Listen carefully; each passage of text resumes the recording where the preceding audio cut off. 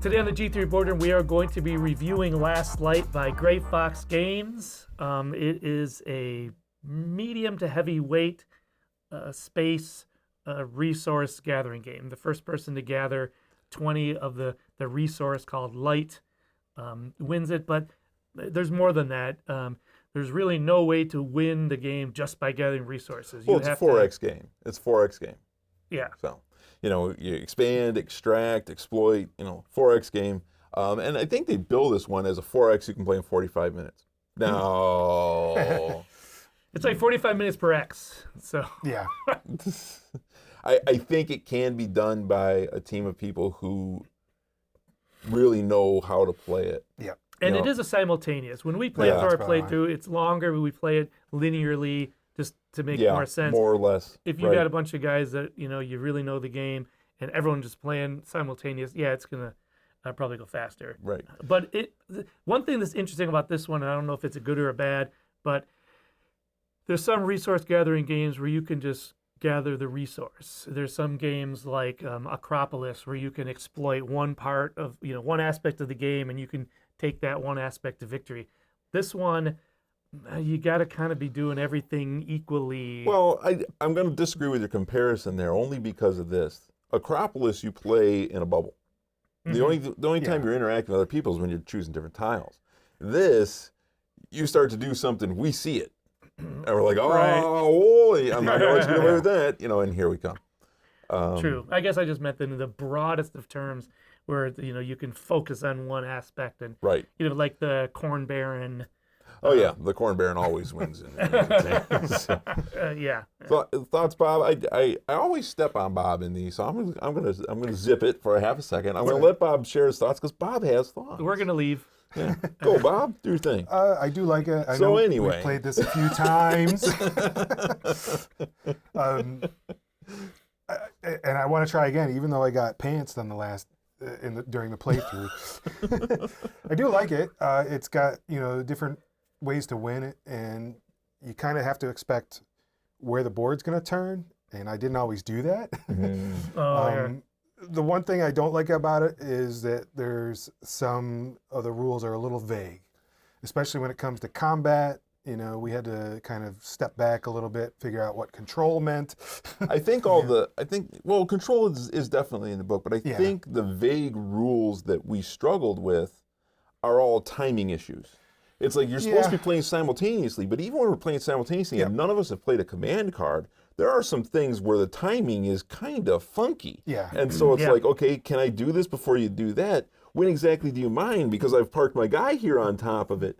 And so those kinds of things, it's like, what happens first? Is it I'm faster moving than you and you got distracted by your wife? Because if you were doing like a mine activity and somebody was doing a command and moved in, were you able to get that resource that first? exact scenario played out on like the third turn of the game. Jay had an extractor out. I moved my guys to it. He's like, well, I want my thing. I'm like, you can't have your, or you had guys on his thing. Yeah. He's like, well, I want my thing. Well, you can't have your thing. And that's how it played out. But it's an interesting point. But I think my guys were already there, but when it comes to like happening at the same time in the same card play or action card play. Yeah, and there's other things too where you have a card you can play to, you've got these 6 cards and you're playing them one at a time, taking an action. And there's like some of these like tech cards where you can bring these cards back into your hand. Yeah. But there's timing issues with that too. What if you're like the command card is 2 sections? When do I pull it back? And that maybe we didn't see it in the rules. We didn't see it anywhere. Right. And so things like that are frustrating. And that's what happened to you. You moved into where my ship was. I want to play my card to move my ship away. Well, do I get to move my ship away? And so it became that sort of thing. And then I should have moved my medium ships away, and I didn't. But that's my foolishness as opposed to the game's vagary.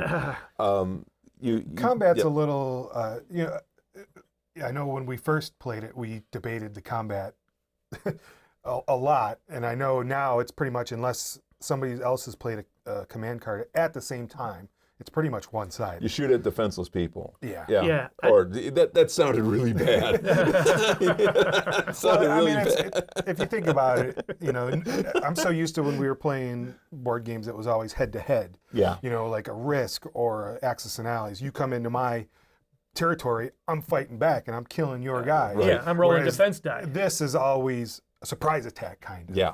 Yeah. But it does kind of make sense, These guys are just traipsing around in space. Somebody warps in, fires all. Yeah, So that's what I was guess doing if with you got to keep that in mind when it comes to the combat. That's kind of what I was doing with my small ships at the end. I zip in, shooting, run away. Yeah, because you do have that ability to do that. Yeah. Yeah, I mean, it's, we talked about this a little bit during the playthrough. You've got the mechanic, but everyone knows about that mechanic. Yeah. So, I don't like that mechanic because I was able to build a large armada, and I like to be able to make that tough to take out. But after I moved my armada to get it together, all I could do was sit there while they came in and picked it apart. And I don't know. I don't like that, but maybe that's just a better way to do it because then you avoid someone building this big armada and then just dominating everyone else. But the other thing was, you had an armada and we took pieces out of it. You had 5 ships there. By the time you were able to do what you wanted to do, you had 2 ships there. Yeah. Now, the problem with that is there are 4 hits on these dice. Yeah. There are. I just count them. There's 4 hits. One of them is a critical where you get to roll the dice again. Well, since it's 4 out of 6, what's that one going to be? Probably going to be a hit, too. Yeah.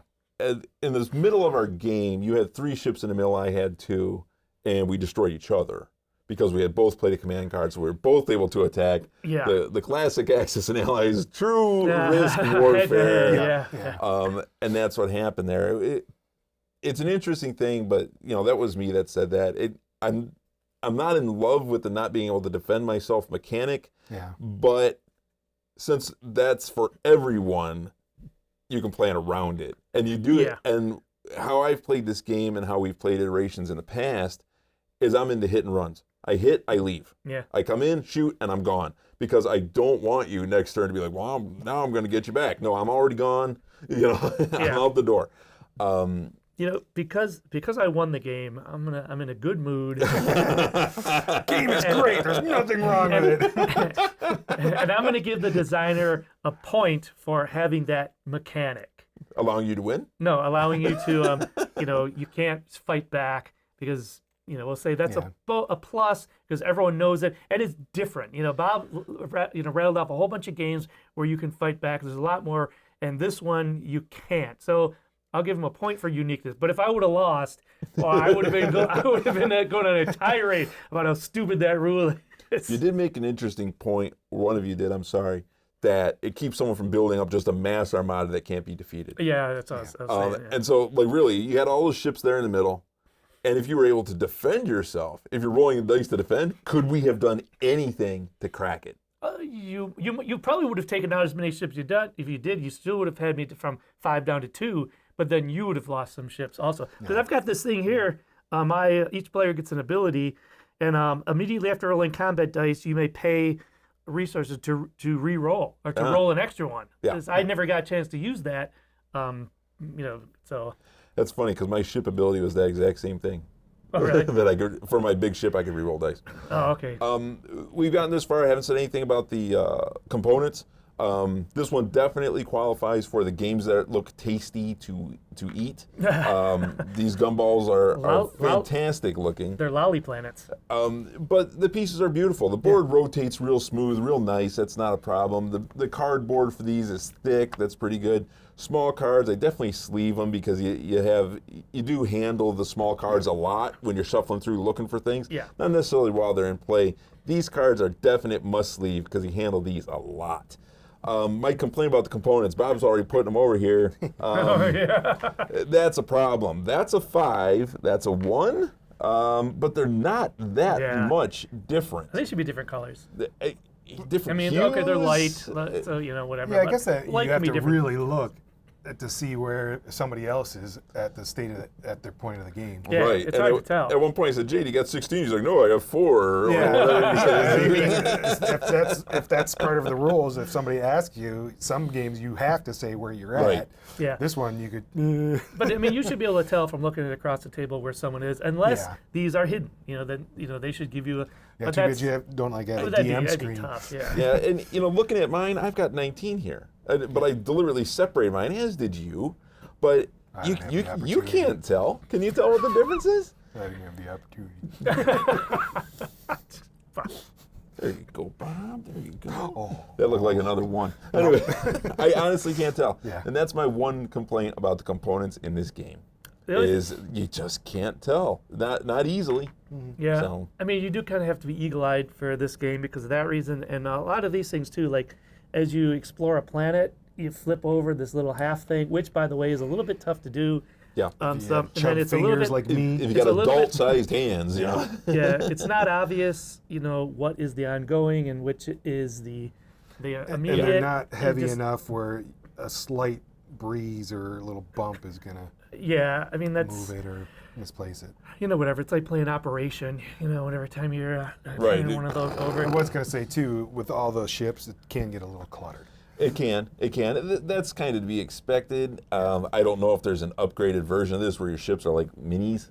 That might take a little bit of space. Then again, it might not. Yeah. Okay, one more thing I want to say about this game. This to me is very reminiscent of the Great Wall. Not the game itself, not the goal, but I have these cards in my hand that I'm playing to yeah. impact what's going on. Yeah. That's almost identical. It's made by different companies. It's Gray Fox. That's Awakened Realms. But again, it's just a very reminiscent mechanic. I do like that mechanic. Yeah. Yeah.